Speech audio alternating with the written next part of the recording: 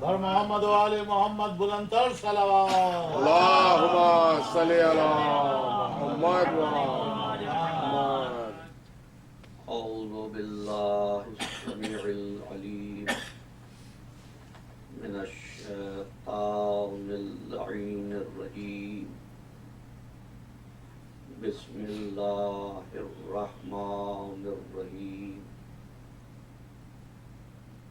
الحمد للہ وکفی والسلام علی عبادہ الذین اصطفی خصوصا علی محمد المصطفی. اللهم صل علی محمد و آل محمد واہل بیتہ الطیبین الطاہرین المعصومین الشرفاء. انہم سفینۃ النجاة ومصباح الہدی. اما بعد فقد قال اللہ تبارک وتعالی فی محکم کتابہ المبین وهو اصدق الصادقین. بسم اللہ الرحمن الرحیم. یا ایہا الذین آمنوا لا تقدموا بین یدی اللہ ورسولہ واتقوا اللہ ان اللہ سمیع علیم. صلوات. اللهم صل علی محمد و آل محمد. قبل اس کے کہ آغاز گفتگو ہو، آپ سے گزارش کروں گا ایک مرتبہ سورہ فاتحہ اور 3 مرتبہ سورہ توحید پڑھ کر ان مومنین کی ارواح کے نام کر دیجیے جو عزاداریے سید الشہداء میں جام شہادت درست کرتے ہوئے مولا کی بارگاہ میں.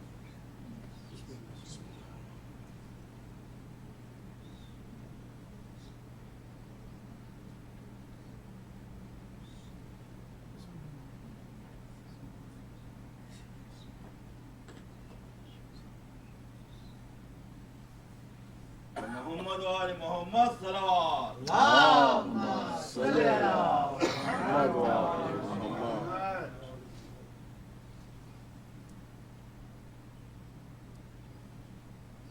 صلوات.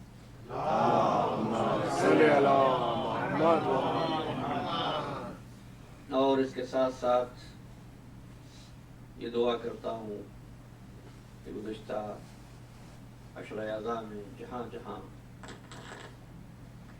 ذاکرین کرام اور خطباء اعظام اور قابل احترام علماء جنہوں نے اپنے علوم سے مومنین کو مستفیض کیا، پروردگار عالم ان کی عبادت کو قبول فرمائے، آمین.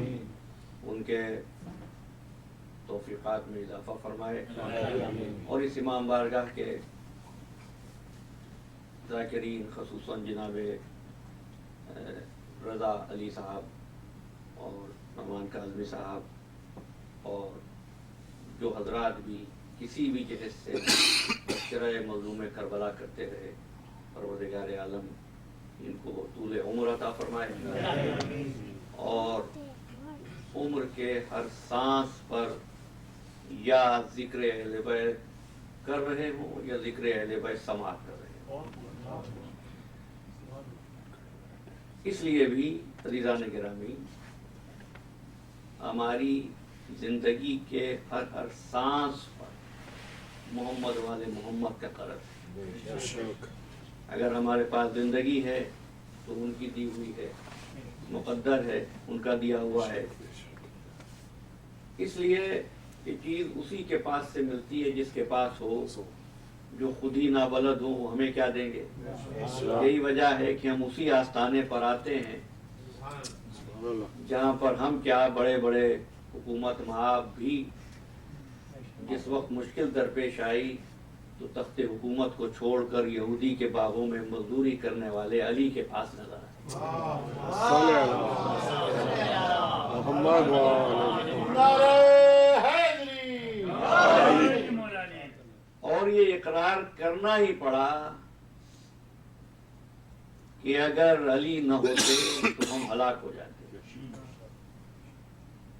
کیا عظمت ہے علی کے علم کی. جس نے 4 مسئلے پوچھ لیے وہ بھی اعظم بن گیا.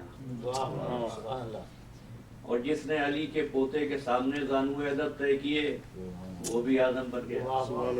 کوئی فاروق اعظم بن گیا, کوئی امام اعظم بن گیا. اگر مسئلہ پوچھنے والے اعظم ہیں تو مسئلہ بتانے والے کی شان کیا ہو.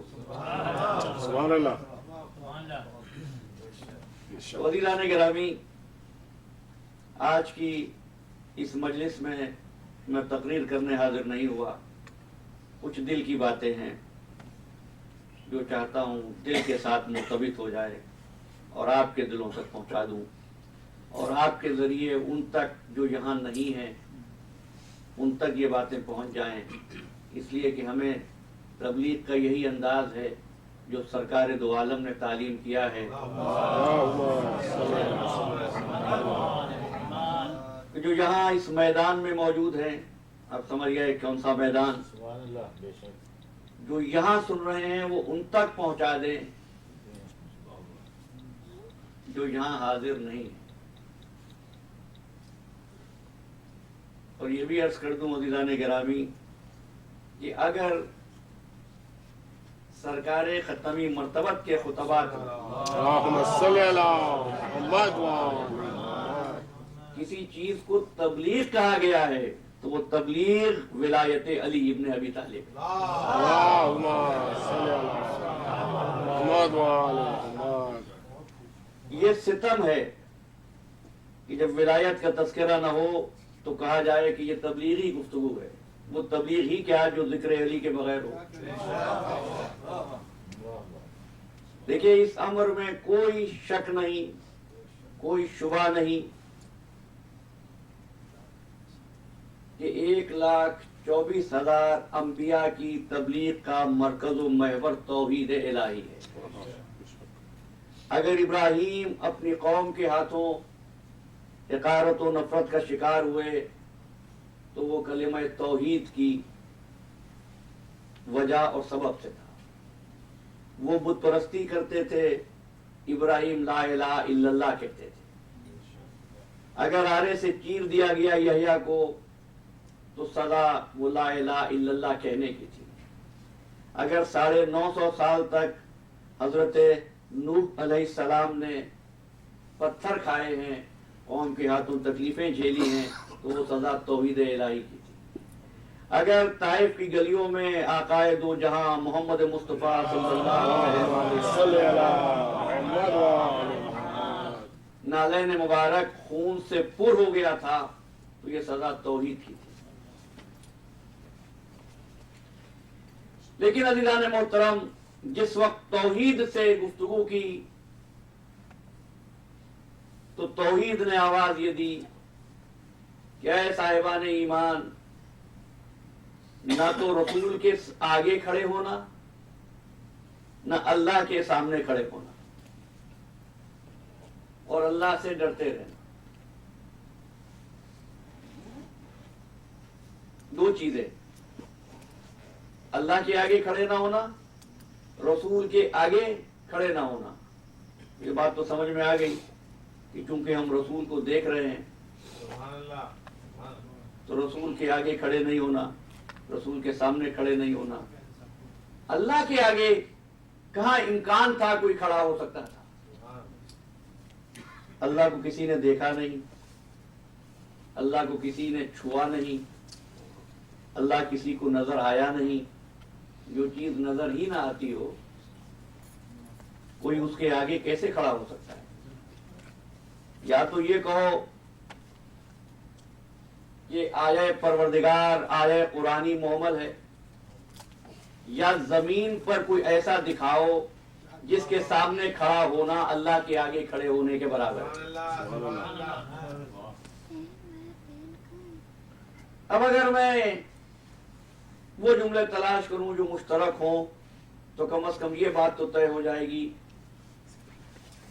کہ جو کوئی اللہ کے رسول کے آگے کھڑا ہوا تو ایسا ہی ہے جیسے وہ اللہ کے آگے کھڑا ہوا. تو پھر مجھے بتا دیجئے کہ توحید اس وقت کس کی صورت میں ہے؟ تو اب تو میں تعریف کر سکتا ہوں نا، منطقی اعتبار سے ذات محمد کا نام توحید ہے۔ محمد وآل محمد ہمارے دیگر بلندر صلوات اللہم صلی علی محمد وآل محمد۔ اب اگر کوئی رسول کے آگے کھڑا ہو تو وہ رسول کے آگے کھڑا نہیں ہوا، اللہ کے آگے کھڑا ہوا۔ اب تو کوئی نہیں کہے گا کہ میں نے رسول کو اللہ کہہ دیا ہے۔ عزیزان محترم، ہم اللہ سوائے اللہ کے کسی کو نہیں مانتے، لیکن اگر کسی کی صفات، اللہ کی صفات کسی میں نظر آ جائیں تو وہ اللہ نہیں ہو جاتا ہے، اللہ اللہ رہتا ہے۔ میں نے عرض کیا یہ روح جو آپ کو حیات دیتی ہے، یہ روح ہے کیا؟ ساری تفصیلات و تشریحات کو چھوڑ کر ایک بات، روح امر الہی ہے۔ جب امر الہی ایک انسان میں آ گئی تو مجھے کہنے دو، اللہ کی روح کا تسلسل ہے نا حیات انسان۔ تو اگر خالق کی روح انسان میں آ جائے پھر بھی انسان انسان رہے، خالق خالق رہے۔ تو اگر صفات الوہیت کسی میں آ جائیں تو امام امام رہتا ہے، اللہ اللہ رہتا ہے۔ جس طریقے سے انسان پروردگار عالم کا رخ ظہور ہے، اسی طرح محمد والے محمد اللہم صلی علی محمد وآل محمد۔ پروردگار عالم کے رخ الوہیت کا ظہور ہے۔ وہ عطا کرتا ہے، یہ عطا کرتے ہیں، وہ معاف کرتا ہے اگر یہ معاف کر دیں۔ ایک بات کہوں، اگر اللہ کا ناراض نہیں، اللہ جس سے ناراض ہو اس کو آل محمد سینے سے لگا لیں تو وہ بھی معاف کر دیتا ہے، لیکن جس سے آل محمد ناراض ہو جائیں، وہ خانہ کعبہ کے پردے سے بھی لپٹ جائے، اللہ معاف نہیں کرتا ہے۔ ٹھیک ہے نا؟ یہ ہے تعلق پروردگار عالم کا اور محمد والے محمد کا۔ صلی علی محمد وآل محمد۔ میں نے کیا عرض کیا کہ جو رسول کے آگے کھڑا ہوا وہ رسول کے آگے نہیں، اللہ کے سامنے کھڑا ہوا۔ اب دیکھنا، اب اگر اللہ کا رسول اپنی مسند پر بیٹھا ہو، چاہنے والوں کا ہجوم ہو، چاہنے والے حلقے میں لیے بیٹھے ہوں، اور کوئی خاتون آ جائے اور بیٹھا ہوا رسول اپنے مقام سے کھڑا ہو جائے، اور یہ سیاستہ نے بھی اتفاق سے متفقہ طور پر تحریر کیا کہ جب جناب سید عالم فاطمہ الزہرا صلی اللہ علیہ وسلم تشریف لاتی تھی بابا کی خدمت میں تو رسول اپنے مقام سے کھڑے ہو جاتے تھے، مرحبا کہہ کر استقبال کرتے تھے، اپنی مسند پر بٹھاتے تھے۔ اس کا مطلب یہ جتنی دیر سیدہ بزم رسالت میں ہے رسول اپنی مسند پر نہیں ہے، تو پھر مقام فاطمہ الزہرا سلام اللہ علیہا کیا ہوگا؟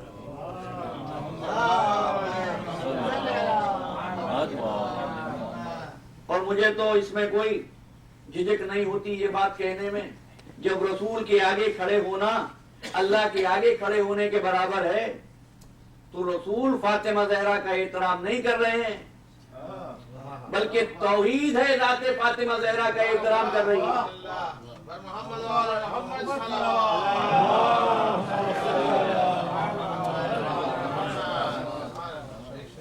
توحید احترام کر رہی ہے۔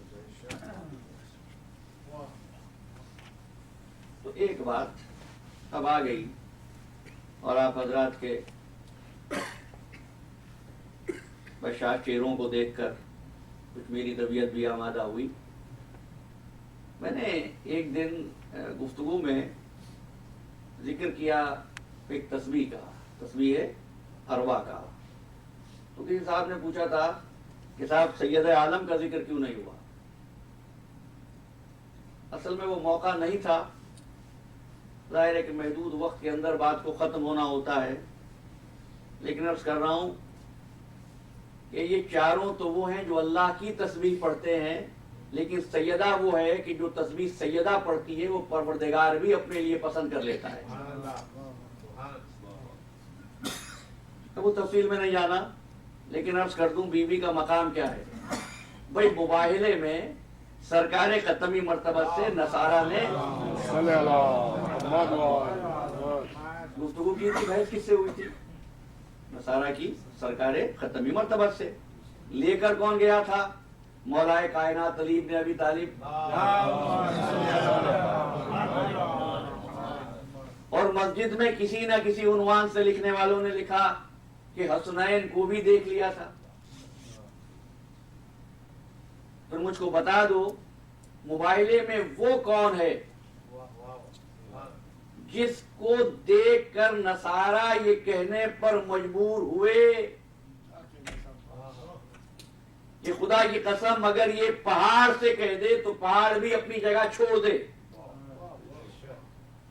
عزیزان گرامی وہ کون؟ تو ماننا پڑے گا کہ رسول کو بھی دیکھا تھا، علی کو بھی دیکھا تھا، حسن کو بھی دیکھا، حسین کو بھی دیکھا، لیکن جب فاطمہ الزہرا حجاب میں وہاں آئی محمد وآل محمد. اور عزیزان گرامی اس لیے کہ فاطمہ الزہرا وہ حجاب ہے جس میں توحید رہتی ہے. اس حجاب کا نام ہے فاطمہ الزہرا، اس میں توحید رہتی ہے. تو توحید کے پیکر اگر زمین پر دیکھنے ہوں تو وہ محمد وآل محمد علیہ السلام ہے.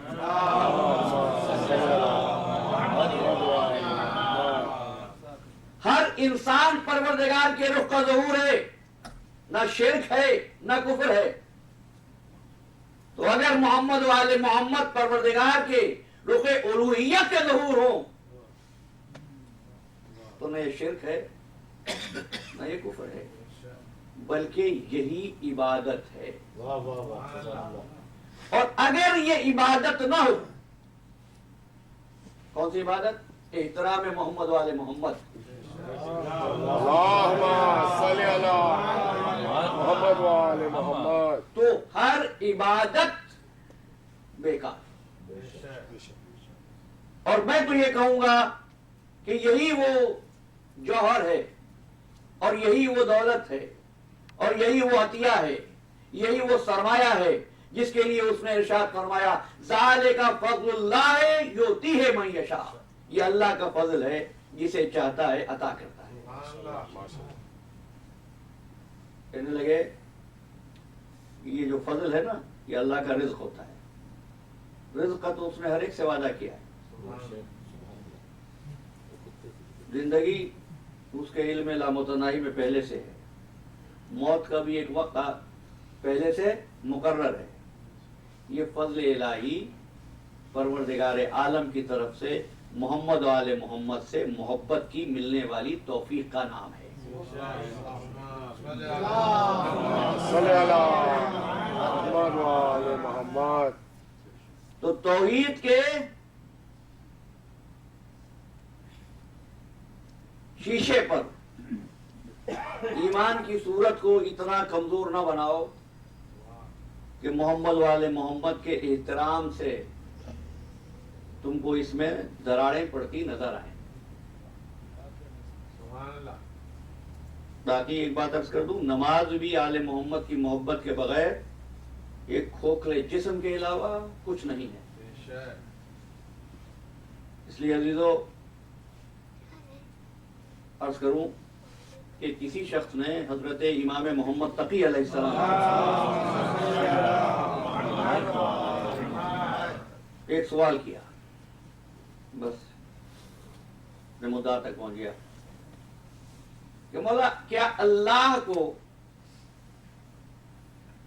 شے کہہ سکتے ہیں؟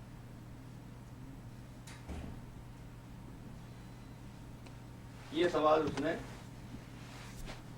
کئی نام نہاد علماء سے پوچھا تھا. اور ایک بات اور عرض کر دوں عزیزان گرامی، محمد والے محمد کے علاوہ سب نام نہاد ہی ہیں.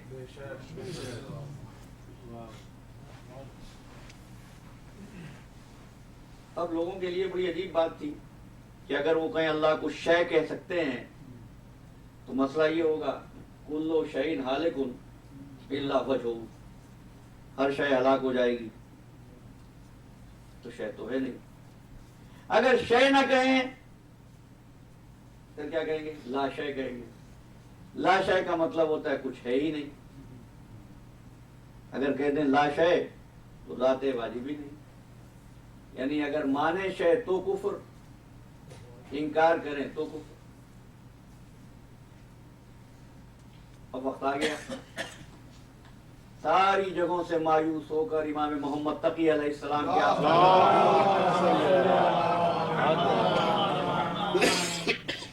عزیزان محترم، توحید کا پتہ بھی اگر ملتا ہے تو علی ہی کے خانوادے سے ملتا ہے. مولا کیا اللہ کو شے کہہ سکتے ہیں؟ امام علیہ السلام نے فرمایا کہ اگر اس کو حد تشبیہ اور حد تعظیم سے خارج کر دو تو شے کہہ سکتے ہو. حد تشبیہ فرمایا اخرجو من الحد التشبیہ و حد التعظیم. حد تشبیہ یعنی کسی کو نہ کہو اس جیسا ہے،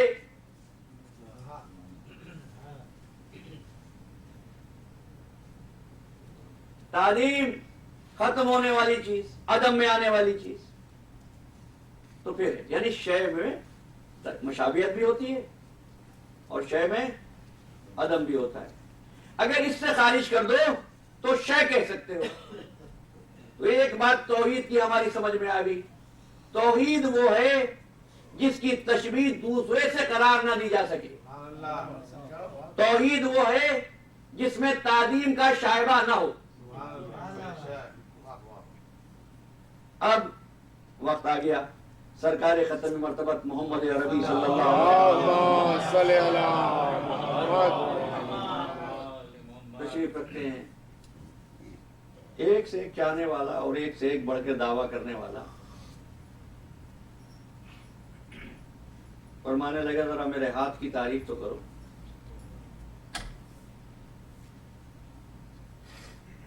میں یہ بات کہہ رہا ہوں. بعض لوگ کہتے ہیں تعریف میں ملتا کیا ہے؟ آل محمد کے فضائل سننے سے خوشی تو ہو جاتی ہے، مگر اس سے سیکھنے کو کیا ملتا ہے؟ جو آل محمد کے فضائل سے نہ سیکھ سکا وہ اور کہاں سیکھے گا؟ لگے احکام نماز بیان کریں، لوگوں کو پتہ چلے نماز میں کیا کیا غلطیاں ہوتی ہیں. بڑی اچھی بات ہے.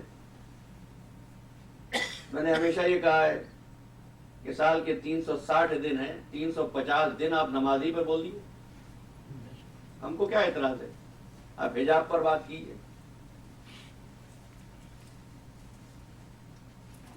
میں اپنے ایک دوست سے آتے ہوئے بات کر رہا تھا. خدا کی قسم رونگٹے کھڑے ہو جاتے میرا دل خون ہوتا ہے. جو کچھ کہنا چاہتا ہوں وہ بھی کہہ نہیں پاتا ہوں. میں نے آپ سے کہا دل کی باتیں آپ سے کرنا چاہتا ہوں، اور وہ یہ ہے کہ عصر کی نماز کے وقت فوج شام میں یہ شور تھا کہ حسین کو جلدی قتل کر دو، کہیں نماز عصر قضا نہ ہو جائے.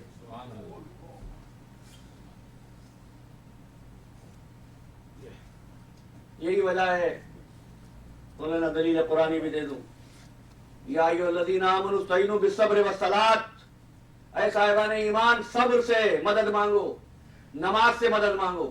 اللہ نماز پڑھنے والوں کے ساتھ ہے. نہیں، ان اللہ مع الصابرین، اللہ صبر کرنے والوں کے ساتھ ہے. نماز کی بات کیوں نہیں ہوئی؟ بے نماز تو دونوں کیمپوں میں تھی. میرے جملے ابیوز نہ ہو. میں نماز کی مخالفت نہیں کرتا ہوں، نماز کی روح کو پہچاننا چاہتا ہوں۔ اگر آل محمد کی محبت نہیں ہے تو نماز ایک پرندے کی، ایک کوے کی چونچ سے لگائی جانے والی ٹھوموں سے زیادہ کچھ نہیں ہے۔ سبحان اللہ، بے شک۔ اور یہ جو جملہ میں نے کہا یہ معصوم کے ارشاد سے بیان کیا ہے۔ آپ نے فرمایا کہ جو ہماری محبت کے بغیر سجدے ہیں کا نقل غراب، وہ کوے کی چونچ سے لگائے گئے ٹھونگے ہیں، کچھ نہیں۔ نماز، اچھا واپس آ جائیے۔ تو حضور نے تو یہ جملے جو حقیقتیں ملیں گی، توحید ملے گی، تو وہ فضائل محمد و آل محمد سے ملے گی۔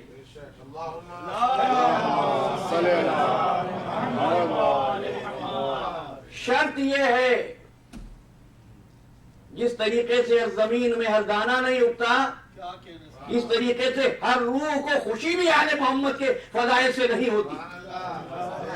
تو قصور پڑنے والے دانے کا نہیں ہوتا ہے، زمین بنجر ہوا کرتی ہے۔ اور اگر آل محمد کے فضائل سے کچھ نہیں ملتا تو فضائل بیان کرنے سے نہ روکو، اپنی اس مٹی میں اصلاح کی کوشش کرو اور ڈھونڈو خرابی کہاں ہوئی ہے۔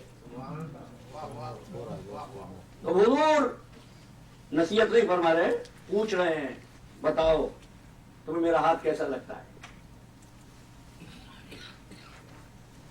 یہ کس کا ہاتھ ہے؟ جس کے آگے کھڑے ہونا اللہ کے آگے کھڑے ہونے کے برابر ہے۔ ایک صاحب آگے بڑھے، یا رسول اللہ آپ کا ہاتھ تو آفتاب کی مانند ہے۔ دوسرے نے کہا آپ کا ہاتھ چاند کی مانند ہے۔ تیسرے نے کہا آپ کا ہاتھ ستارے کی مانند ہے۔ یا رسول اللہ آپ کا ہاتھ مثل شبنم کے ہے، آپ کے ہاتھ کا لمس مثل گلاب کے ہے۔ ہوتے نہیں باتیں۔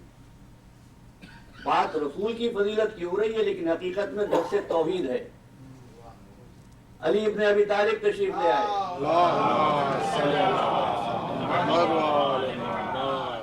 کہ علی ذرا میرے ہاتھ کے بارے میں تو کچھ کہو، میرا ہاتھ کیسا لگتا ہے؟ فرمایا یا رسول اللہ آپ کا ایک ہاتھ آپ کے دوسرے ہاتھ جیسا ہے۔ یہ حد تشبیہ ہے۔ یہ عزیزان محترم، ہم ان کا موازنہ اور مقابلہ کسی اور سے نہیں کرتے، اس لیے تو فرمایا اگر ہے بات تو یہ اولنا محمد، اوسطنا محمد، وآخرنا محمد، وکلنا محمد۔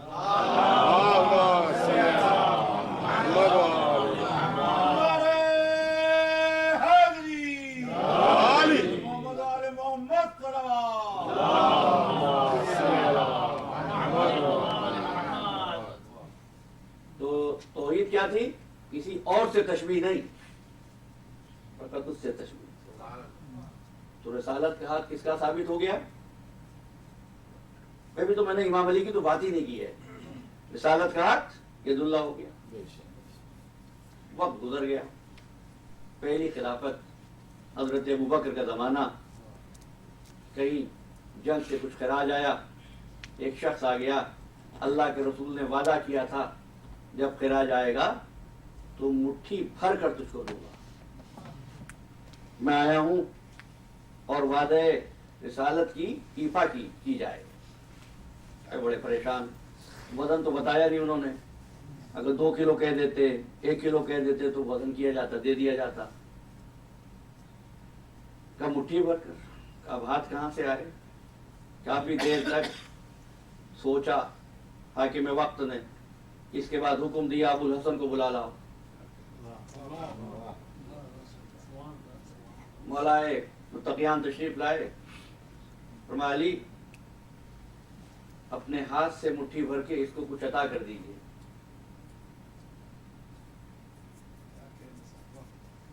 علی تو جانتے ہیں کہ اب لوگ سمجھیں گے جانشینی کیا ہوتی ہے۔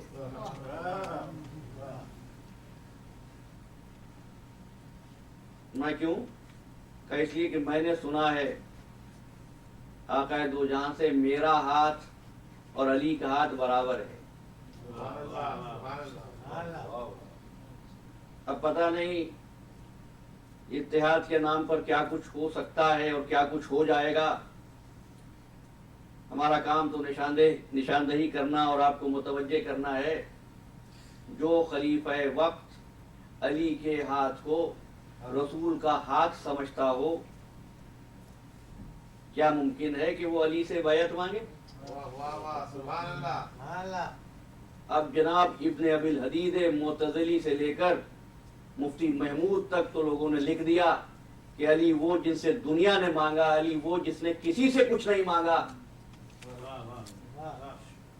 لیکن وہ جو علی سے ولایت کا دعویٰ بھی کرے، اگر وہ یہ خفی طور پر یا جلی طور پر ماننے لگ جائے کہ فلاں وقت میں یہ ہو گیا تھا، تو اس سے بڑی بدقسمتی اور کیا ہوگی.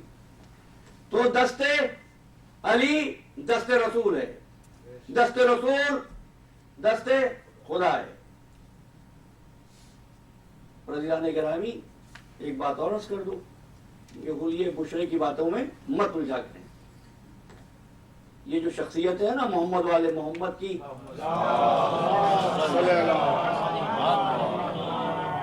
یہ زمانیت سے بھی بلند ہے اور مکانیت سے بھی بلند ہے.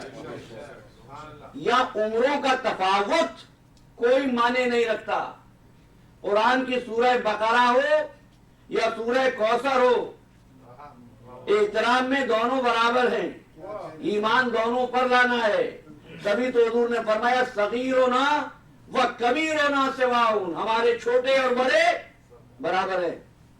مجھے تعجب ہوتا ہے کہ جو چیزیں معنویت کی ہوں ان کو مادیت میں الجھا دیا جائے. میں بس پیغام بھی دینا چاہ رہا ہوں اور زیادہ تفصیل بھی بیان نہیں کرنا چاہ رہا ہوں. صاحب عمروں پر اگر بحث ہو، اس سے بڑی عدم معرفت کی اور کیا دلیل ہوگی؟ تو دیکھیے سرکار دو عالم کا وصال ہوتا ہے. عباس ایک دعویٰ کرتے ہیں، کبھی اس کی تفصیل بتاؤں گا. عباس ایک دعویٰ کرتے ہیں، علی کہتے ہیں چچا ٹھیک ہے، یہ رسول کا لباس ہے، رسول کی عبا ہے، رسول کی دستار ہے، آپ دے دیجیے. عباس جوان نہیں ہے، بچے نہیں ہیں، لڑکے نہیں ہیں، کم سن نہیں ہیں، پہنا انہوں نے لباس.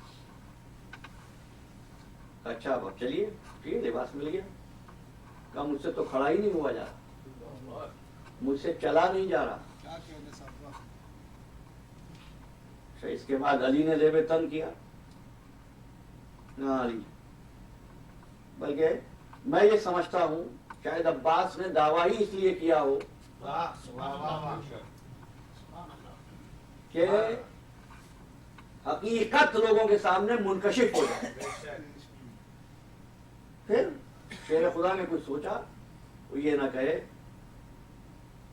کہ اب اتفاق سے ایک جیسی جسامت تھی. یہاں تو ساری گفتگو مادیت سے ہے نا. تو جو اس وقت بچے تھے کم سن، حسنین علیہ السلام،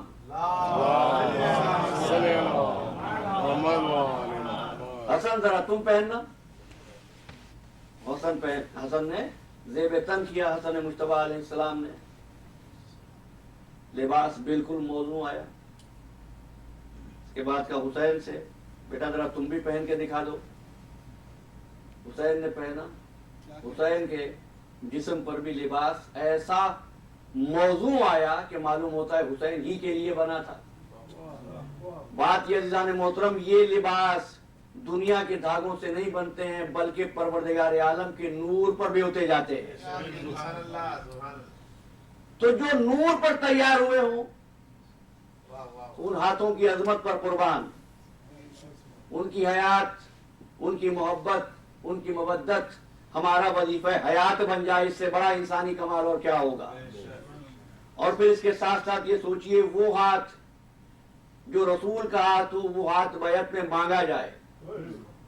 تو انکار بیعت تو سب نے کیا تھا، لیکن حسین ابن علی نے انکار بیعت کا وہ انداز پسند کیا کہ پھر حسین کے بعد کسی کو جرأت نہیں ہوئی خاندان اہل بیت سے بیعت کا سوال کرتا. سرداد نداد دست در دست یزید، حقا کے بنائے لا الہ است حسین. حسین نے لا الہ کی بنیاد رکھی نہیں ہے، حسین بنائے لا الہ ہیں۔ تو میں اتفاق نہیں کیا کرتا ہوں جب لوگ کہتے ہیں حسین محسن اسلام ہے، نہیں، حسین ہی اسلام ہے، حسین ہی اسلام ہے۔ اور حسین کے گھر کی توحید یہ ہے کہ نہ جنت کی تمنا ہے۔ میں تو پہلے عرض کر چکا ہوں کہ دنیا عبادت کرتی ہے جنت کی تمنا میں یا جہنم کے خوف میں۔ یہ وہ لوگ ہیں جو اس وقت بنے تھے جب نہ جنت تھی نہ جہنم، ان کی عبادت خالص توحید کے لیے تھی۔ تو اس گھرانے کی شان یہ ہے، توحید کی لاج یہ ہے، عبادت کا تصور یہ ہے، عظمت قدوسیت یہ ہے کہ گھر لٹ چکا ہے، چادریں چھن چکی ہیں، بابا کا سایہ سر سے اٹھ چکا ہے، ایک دوپہر میں 72 لاشیں ہیں جو مظلوم نے دیکھے ہیں۔ لیکن اس کے بعد ابدیت اور بندگی کا حال یہ ہے۔ محرم کی 11ویں رات تھی، خیمے جل چکے تھے، اہل بیت بے بیت تھے، اور قناتوں کی جلی ہوئی راکھ پر سید سجاد کی پیشانی ہے، پوری رات سجدہ الہی میں بسر کر دی۔ یہ کہہ رہے تھے لا الہ الا اللہ حقا حقا، لا الہ الا اللہ صدقا وعدلا۔ اس عالم میں رات گزری ہے۔ اگلا دن ہوا، دوپہر کا وقت، ظہر کی نماز،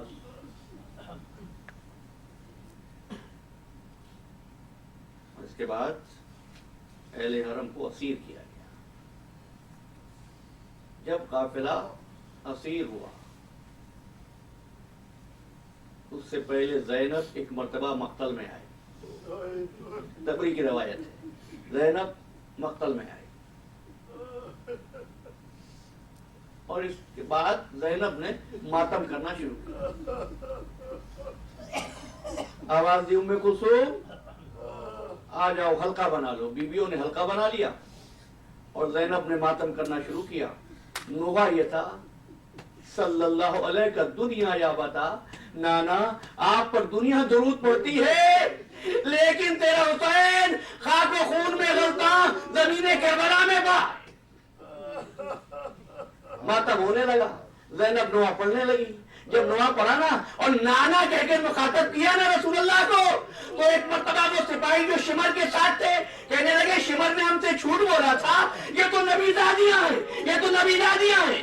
جب فوج میں منظر بگڑنے لگا تو ایک مرتبہ شمر تازیانہ لے کے آگے بڑھا، بند